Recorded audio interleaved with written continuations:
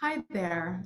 I wanted to speak to you today about a very important topic. I have been holding off on commenting on this particular topic until I just had enough both clinical data to call upon and research results and information that comes out when anything new on the scientific horizon kind of enters our attention field. It will always take some time to get more data and to get a better sense of the efficacy and safety of any particular product.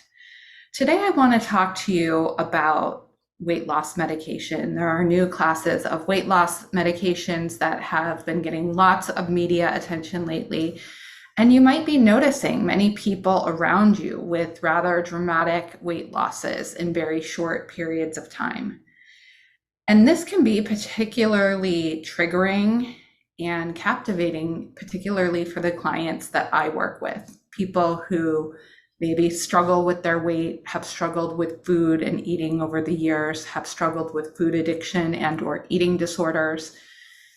And these kind of quick, dramatic weight losses that seem to happen relatively easily can seem really compelling, really, really compelling. And I first want to say that there is a place for these medications for people who have diabetes and very serious health complications related to their weight. This can be a potentially life-saving option. But whether someone decides to take such a medication for life-saving reasons or simply for weight loss, which many people are doing, I'm not here to judge anyone. I've had clients in my practice who have decided to take these medications. And so I wanted to share a little bit about what I've been noticing and finding and provide some advice and guidance on how to navigate the different decisions and options that you may find yourself facing. So first of all, I've found that in the short term, some of these medications can provide tremendous relief. I have seen people who struggle with serious binge eating, getting relief and being able to actually follow a meal plan that they've been trying to follow maybe for years. A healthy, sustainable meal plan, I want to add, but a meal plan nonetheless. And to finally feel satisfied after eating and to not be tortured by cravings. What has also been happening, which I predicted, but has also borne out in clinical experience with several patients that I've worked with, is that these effects do tend to wear off over time, meaning in the short term, the relief may come, and then at some point, which is kind of unpredictable from one person to the other, these medications seem to stop working. And the patient is really back at square one if they haven't been doing the inner work during this period of kind of like that honeymoon period on the medication. If you have not been doing the inner work, you are going to have a real struggle if and when this medication stops working for you. So the key is ultimately the inner work, doing the inner work. I do the inner work with my clients, and that makes me feel comfortable that if they do choose to use these medications as an adjunct to the work that we're doing, that it will be sustainable. And in some cases that has been true, and in others there's more of a struggle. A few years ago, I was offered one of these medications. I was going through a very serious health battle with mold-related illness. I had had substantial weight gain related to that illness. I know every healthy tip and trick in the book, and nothing was helping me.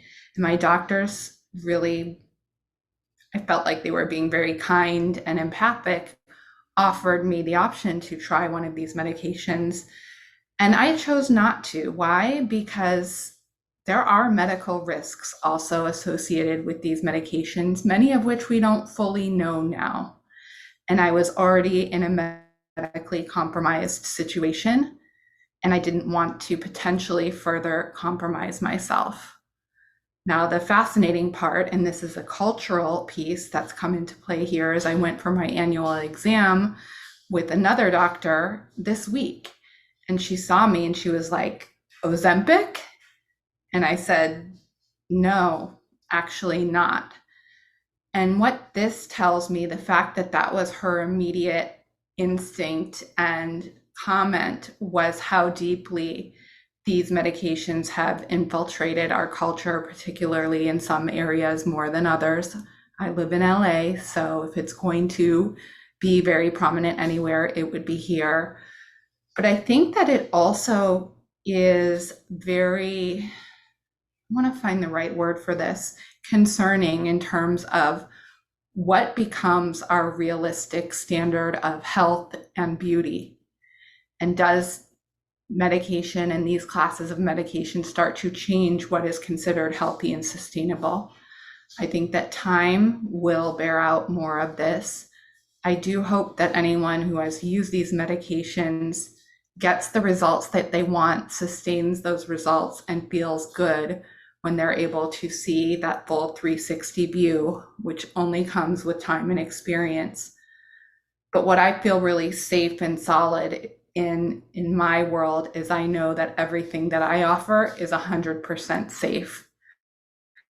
And I know that if my clients implement certain strategies and tools that I give them, and they do so diligently, they will work and they won't become less effective over time. So as you make your personal decisions, I highly, highly urge you to consider the full picture. Sometimes we are willing to sacrifice the long term for this kind of immediate short-term thing that we want right away, that we think will fix our lives. And I'm a huge fan of, I know it's not as sexy, but patience. Slow and steady really does win the race, and there really is no race. And if you are taking steps to take care of your health, your physical health, your mental health, your spiritual health, the relief starts to come immediately. It's not 20 pounds from now, 30 pounds from now, 50 pounds from now, or whatever that goal may be.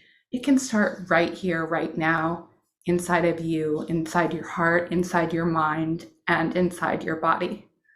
So I just encourage you to look at the big picture. And if you have any questions, let me know.